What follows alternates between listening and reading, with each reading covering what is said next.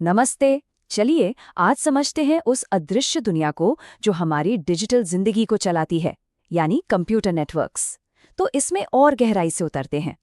एक जमाना था जब कहते थे कि हार्डवर्क करो, फिर दौर आया स्मार्ट वर्क का। पर आज की दुनिया में एक नई बात कही जाती है कि हार्डवर्क और स्मार्ट वर्क तो ठीक है, पर किसी का नेटवर्क कितना मजबूत है ये बहुत मायने रखता है, क्योंकि अब नेटवर्क ही नेटवर्थ है। ये बात आज की कनेक्टेड दुनिया की ताकत को एकदम सही तरीके से दिखाती है। तो सवाल ये उठता है कि जब हम कोई मैसेज भेजते हैं तो पर्दे के पीछे असल में होता क्या है। चलिए डेटा की इस यात्रा को एकदम शुरू से समझते हैं। तो देखिए, डेटा की जो ये यात्रा है ना, वो एक बहुत जानी पहचानी जगह से शुरू होती है। एक लोकल नेटवर्क, जिसे लैन भी कहते हैं। ये किसी का घर हो सकता है, ऑफिस हो सकता है, जहाँ कई सारे डिवाइस एक दूसरे से जुड़े होते हैं। अब देखिए, एक बहुत बड़ी गलतफहमी है कि कंप्यूटर नेटवर्क में सिर्फ कंप्यूटर होते हैं, पर ऐसा बिल्कुल नहीं है। नेटवर्क से जुड़े हर डिवाइस को नोड कहा जाता है। इसमें प्रिंटर भी आ गए, सर्वर भी आ गए और हाँ, राउटर भी। अब इन नोड्स को आपस में जोड़ने के भी अलग अलग तरीके होते हैं, जिन्हें टोपोलॉजी कहते हैं। ये समझिए नेटवर्क का एक ब्लूप्रिंट है। जैसे बस टोपोलॉजी में सब कुछ एक ही लाइन से जुड़ा होता है। आसान है, पर इसमें डेटा के टकराने का खतरा रहता है। वहीं दूसरी तरफ है स्टार टोपोलॉजी, जो आजकल ज्यादातर इस्तेमाल होती है। इसमें सारे डिवाइस एक सेंट्रल हब से जुड़ते हैं, जिससे नेटवर्क ज्यादा स्टेबल और मैनेज करने में आसान हो जाता है।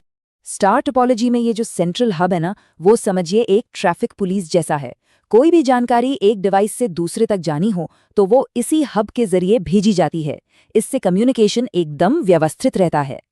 ठीक है, तो डिवाइस तो कनेक्ट हो गई, लेकिन डेटा भेजने से पहले उन्हें एक दूसरे से बात करने के तरीके पर सहमत होना होगा, और यहीं पर आते हैं प्रोटोकॉल। जरा सोचिए, एक ही नेटवर्क में कंप्यूटर है, प्रिंटर है, सर्वर है, सब अलग अलग तरह के डिवाइस, अलग अलग कंपनियों के। इन सबको एक साथ काम करने के लिए कुछ कॉमन नियमों की जरूरत तो पड़ेगी ना।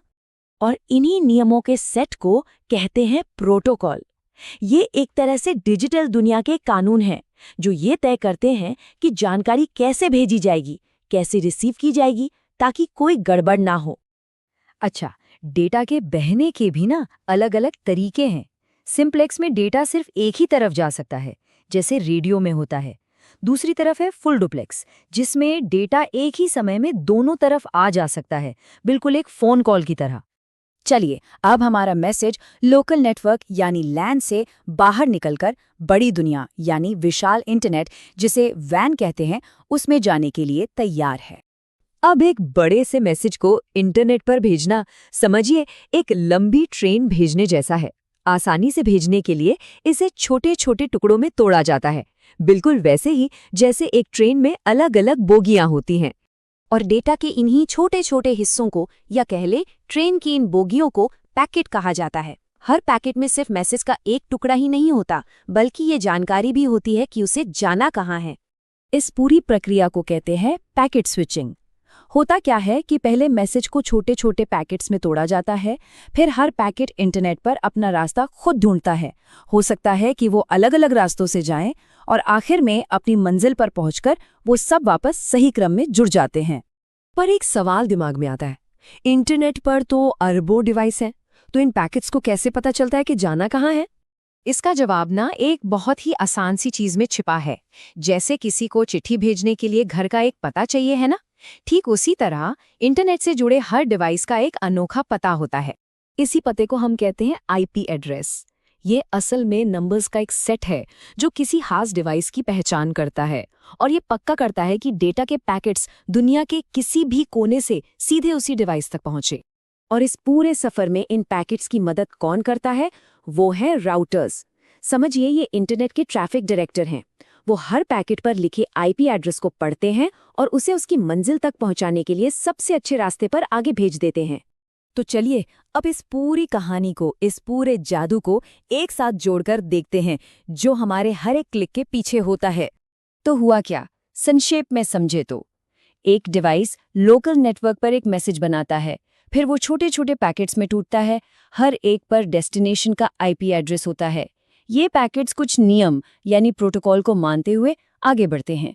राउटर्स इन्हें पूरी दुनिया की इंटरनेट पर रास्ता दिखाते हैं और आखिर में ये अपनी मंजिल पर पहुंचकर वापस जुड़ जाते हैं और ओरिजिनल मैसेज बन जाते हैं। और सबसे कमाल की बात क्या है, ये सब कुछ, ये पूरी की पूरी जटिल सिम्फनी हमारी पलक झपकने से भी कम वक्त में हो जाती है।